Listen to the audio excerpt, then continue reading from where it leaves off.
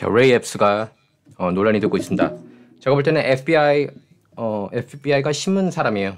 예, 그래서 1월 6일은 의회 난입 사태는 FBI가 주동해서 이끌었던 Fedsurrection, Insurrection이 아니라 Fedsurrection일 가능성이 대단히 높습니다.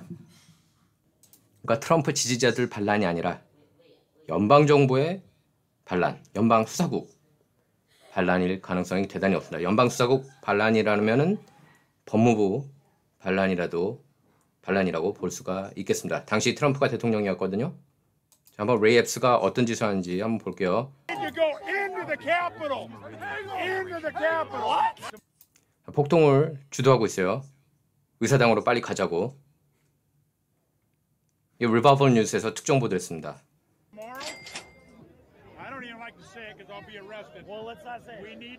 We need to go. I'll say it. All right. We need to go in. Shut the f*** up, Boomer. To the Capitol. Monument Hill. Start speaking. We are going to the Capitol, where our problems are. It's that direction. Please spread the word. All right. Noted. Okay, but one more thing. Yeah. So can we go up there? No. When we go in, are we going to get arrested if we go up there? Yeah. You don't need to get shot. Arrest us all.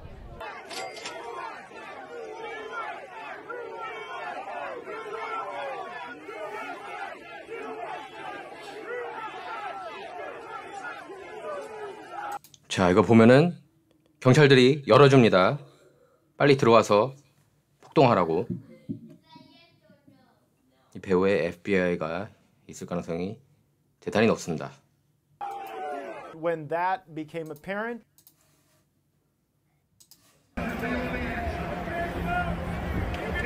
wow, it's full all the way to the Washington Monument Hill. Start speaking.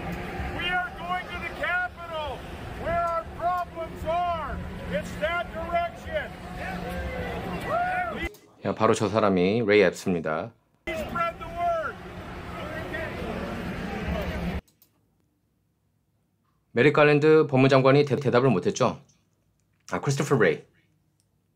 지금 현재 FBI 국장이 대답을 못했습니다. 저 사람 신문 사람 맞냐고 FBI에서 대답을 안 했습니다. 무언히 대답한 거죠.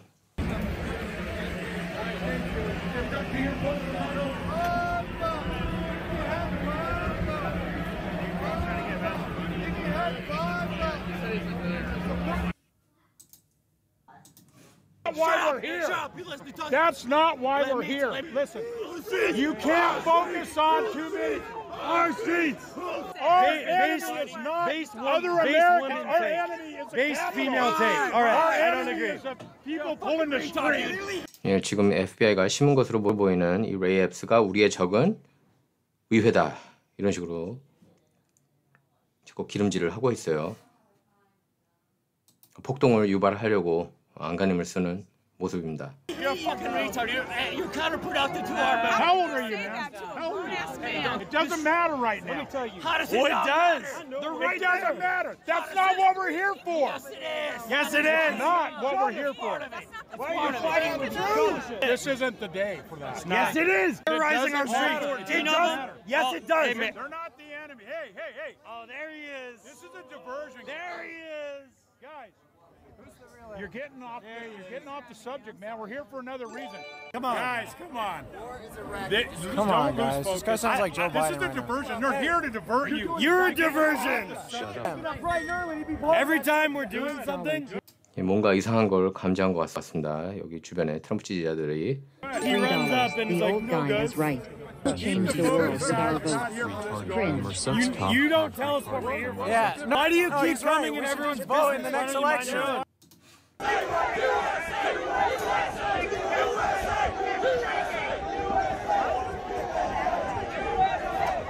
자, 뭔가 속삭이죠.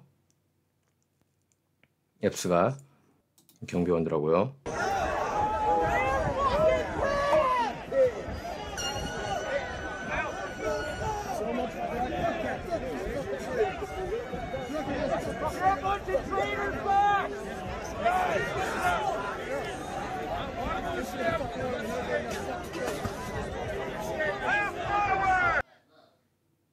그래서 에poch times에 칼럼니스트 로저 킴벌. 예, 에포크 타임스는 친 바이든 언론이 아니에요. 뉴욕 타임스, 워싱턴 포스트, CNN처럼. 예, 로저 킴벌이 이렇게 했었습니다. 1월 6일은 정부 내부 반란이다. 그렇게 보인다. 이렇게 글을 썼습니다. 맞아요. 칼럼 보면은 이렇게 예를 들고 있습니다. 제임스 코미가 어떤 악한 짓들을 했는지 여러분 너무나 잘 아시죠. 앤디 머케이브도 마찬가지고, 피터 스트럭, 케빈 클라인 스미스. 이 인간들이 다 이제 트럼프 러시아 내통 스캔들 조작에도 가담한 거고, 사실상. 그리고 감청, 사찰을 한 거죠. 트럼프 캠페인, 트럼프까지 포함해서요. 그러니까 닉슨 워터게이트보다 1000배는 악질적입니다. 그래서 이걸 보면은 월스트리트 저널에서 칼럼니스트 홀먼 젠킨스가 이렇게 얘기를 했습니다. Abolish the FBI. FBI가 너무나 썩었기 때문에 FBI 아예 없애야 된다. 이렇게 주장한 겁니다. 철폐시켜야 된다고. 그래서 보면은요. 1월 6일 의회 난입 사태에 700여 명이 약 700명이 체포됐다고 그래요. 그런데 여기에 앱스는 포함되지 않았습니다. 레이 앱스는 포함되지 않았어요. 뭔가 이상하지 않습니까? FBI에서 심은 첩자기 때문에 건들지 않았을까 싶어요. 이번에 앱스, FBI 스캔들을 터트린 특종을 터트린 언론은 리볼버 뉴스입니다. 리볼버 뉴스의 데런 베일이라는 기자예요. 이제는 여러분께서 이렇게 기억을 하실 필요가 있습니다만 미국 타임스, 워싱턴 포스트, CNN 어차피 다 가짜 뉴스고 그걸 그대로 번역 보도하는 한국 한인 언론도 결국 가짜 뉴스라고 보신다면은 이런 언론인들을 기억할 필요가 있습니다. 이제는 로컬 방송, 그다음에 대한 방송들을 위주로 보실 필요가 있어요. 이걸 보면은 왜 앱스는 아직도 체포되지 않았냐, 왜 아직도 기소되지 않았느냐 의문을 제기하고 있습니다. 그래서 이렇게 얘기를 하고 있죠. 이 베일리가 폭로한 걸 보면 영상도 같이 이제 보여드리지 않았습니까? 이거는 트럼프 지지자들의 그런 반란이 아니라 이거는 연방정부의 반란이다. 트럼프 대통령을 향한. 예, 그렇게 규정하고 있습니다. 저는 그렇다고 봐요. 예, 결론 이미 난 겁니다. 사실상이요. 자, 그래서 로저 킴벌 이렇게 결론 내리고 있습니다. 에포크 타임스 기고문에서요. If Ray Epps was acting on instructions from a government handler from any federal agency, FBI, ATF, Pentagon, DHS, DEA, anything 이렇게 쓰고 있죠. 그러니까 레이 앱스가 정보기관으로부터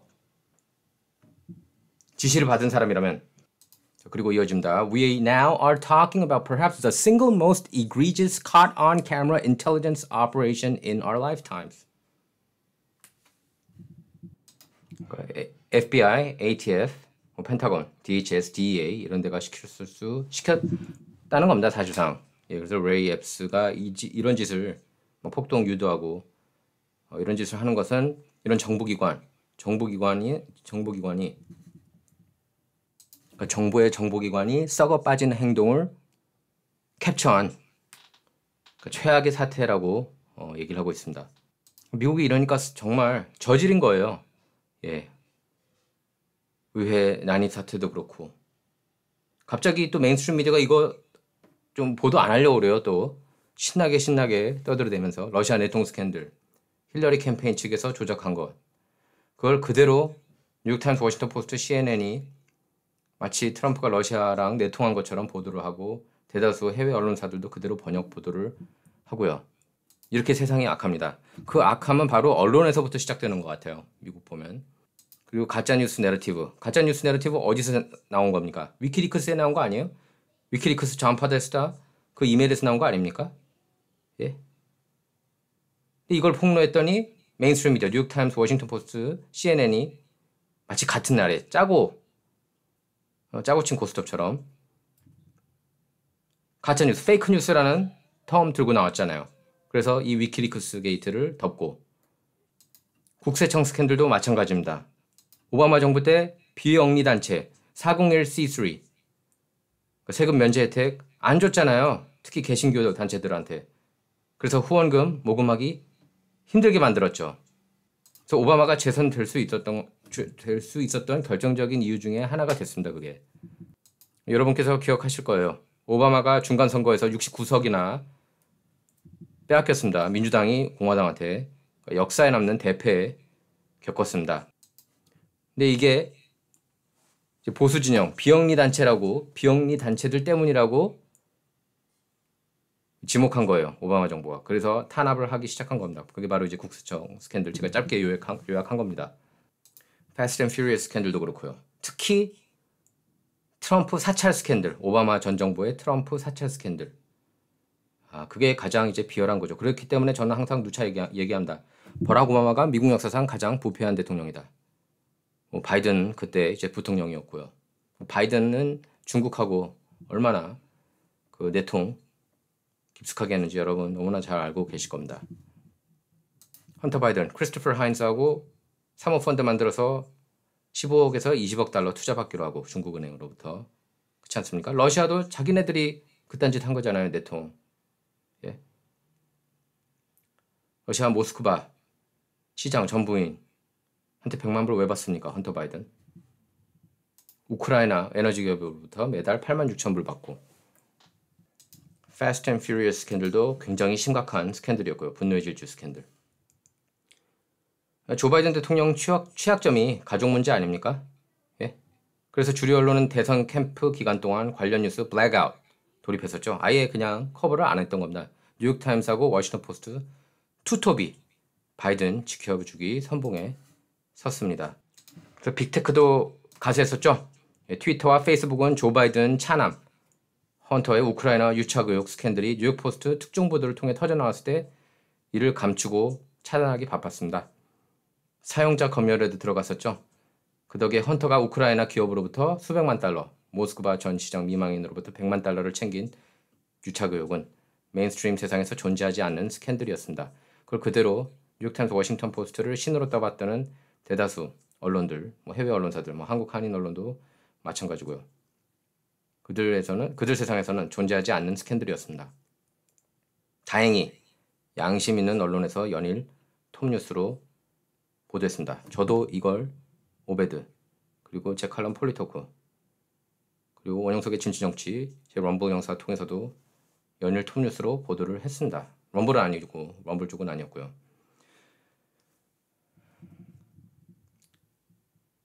그래서 바이든 형제의 혈연을 내세운 그런 라펌 광고가 게재됐었어요. 플로리다에서. 여러분께 이제 제가 상기시켜 드리는 겁니다. 잊었을까봐. 조 바이든의 막내 동생 프랭크가 고문으로 있는 버먼 법률 그룹 광고였습니다. 버먼은 사탕수수 가공업체 빅슈거를 상대로 제기한 환경오염 케이스 민사소송을 맡은 라펌인데요. 광고에서 바이든 형제는 환경 이슈를 전면에 내세우겠다는 약속을 지켰다. 이러면서 빅슈거는 환경과 정의에 대한 바이든 대통령과 그의 동생 프랭크 버먼 법률그룹이 공유하는 가치에 역행한다. 이런 문구가 나왔는데요. 폴리티코는 이렇게 보도를 했습니다. 바이든이 프랭크에게 제발 처신 좀 잘하라고 경고했다. 이렇게 보도했습니다. 프랭크는 원래 부동산 개발업자입니다. 변호사가 아님에도 2018년 버먼 라펌의 임원으로 발탁됐고요. 마침 바이든이 민주당 유력 대선 주자로 급부상하던 때입니다. 그리고 1999년 7월 뺑소니 사건 여러분께서 꼭 아셔야 돼요. 프랭크, 여기 있습니다. 프랭크. 저는 사진 여러 장 보여드리려고 이렇게 사진 쫙 나오게 했는데요. 자, 프랭크는 샌디에고 해변가 도시 카티프에서 콘서트를 관람하려다가 교통사고를 일으켰죠. 법정 문서에 따르면 그의 친구 제이슨 터튼이 운전자였습니다. 그래서 101번 하이웨이에서 프랭크는 그에게 속도 좀 내자, 3단에서 4단 기어로 올려라, 이렇게 재촉했습니다. 프랭크가요. 속도 제한 35마일 존이었는데 차량은 어느새 70에서 80마일로 주행하고 있었습니다. 당시 37살 남성 마이클 알바노가 길을 건너던 중에 차량에 치여서 그 자리에서 사망했습니다. 근데 프랭크는 차에서 내려 알바노 상태를 살펴볼 생각도 하지 않고 주행랑 쳤습니다. 이 프랭크 일당이요. 뒷좌석에 있던 증인 2명 진술에 따르면 프랭크가 사고가 난 뒤 터튼에게 그냥 계속 밟아라, 이렇게 지시했다는 것입니다. 그래서 알바노는 2딸을 두고 있었고 싱글 아버지였어요. 딸들의 증언에 따르면 완벽한 아버지였다, 이렇게 얘기를 했는데요. 터튼은 뺑소니 혐의 유죄를 인정했습니다. 그래서 하루아침에 고아가 된 알바노 딸 노레나하고 니콜은 이듬해 프랭크를 상대로 민사소송을 제기했는데요. 법원은 프랭크에게 27만 5천 달러 배상금을 지급하라고 판결했습니다. 하지만 프랭크 측은 은행 통장에 29달러밖에 없다. 예, 꼭 누구 같죠. 예, 은행 통장에 29달러밖에 없다. 이러면서 돈을 지급할 형편이 안 된다는 입장이었습니다. 그래서 프랭크 추적에 어려움을 겪은 이들 자매는 2008년 9월 그의 형이자 델러웨어 연방 상원의원이었던 조 바이든에게 도움을 청했는데요. 그가 형인 이유도 있었지만 조 바이든 역시 자신들과 비슷한 가족사가 있어서 이해해 줄 것으로 기대한 겁니다. 바이든은 1973년에 교통사고로 부인과 딸을 잃었죠. 그런데 바이든은 서한을 통해 프랭크는 자산이 없어 판결 내용을 따르지 못하는 처지다. 이렇게 냉정하게 답했습니다. 그런데 프랭크는 형 덕분에 부를 축적한 사람이에요. 이 사람이. 2009년에 조 바이든이 부통령이 되자마자 프랭크는 플로리다에서 영리 목적 차터스쿨 벤처 사업에 뛰어들어 큰 돈을 벌었습니다. 그리고 오바마 정부로부터 수백만 달러 보조금도 받았습니다. 여러분 뭐 잘 아시잖아요. 누가 대통령 되면 측근들이 다 돈 잘 챙긴다는 거. 바로 이 경우였어요. 오바마가 대통령 되면서. 그리고 조 바이든이 부통령이 되면서요. 이렇게 엄청난 이윤을 챙겼습니다. 그래서 프랭크가 지급해야 할 배상금은 이자까지 합쳐 약 100만 달러로 늘어난 상태라고 합니다. 바이든이 취임할 때 뭐라고 얘기를 했어요? 역사상 가장 윤리적인 정부를 만들겠다. 이렇게 밝혔습니다. 바이든 가문 스토리를 안다면 지키지 못할 약속이라는 걸 여러분께서 너무나 잘 아실 겁니다. 자, 바이든하고 오바마 부패 얘기하려면은 하루도 모자른다. 일주일도 모자라요. 예. 그거에 비하면 트럼프는 정말로 투명하고 깨끗한 정치를 펼친 겁니다. 자, 원영석의 진실정치 이번 시간은 여기서 마치도록 하겠습니다. 진정은 좌와 우를 말하는 시간이 아니다. 옳고 그름만 논하는 시간입니다.